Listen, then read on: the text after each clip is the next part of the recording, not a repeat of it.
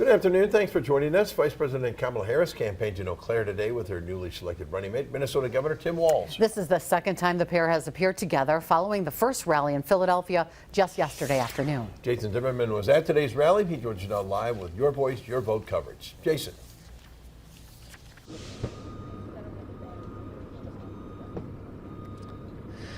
Bill, Vice President Kamala Harris wrapping up her remarks about an hour ago. Campaign officials tell me more than 12,000 people showed up, and many made the drive from Minnesota to see Governor Tim Walz, her running mate. This is one of the biggest rallies for Democrats in Wisconsin, based on recent memory, as the party seems highly energized, drawing supporters in a way that's quite comparable to the rallies held by Donald Trump across the country. Both Harris and Walz highlighting their agenda.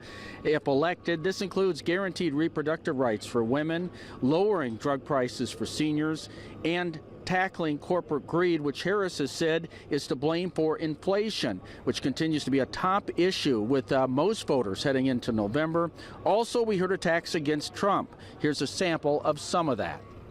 Donald Trump is not for you or your family. And Trump's running mate shares those same dangerous and backward beliefs. Donald Trump was just found guilty of fraud. 34 counts. So in this campaign, I'll tell you, I will proudly put my record against his any day of the week.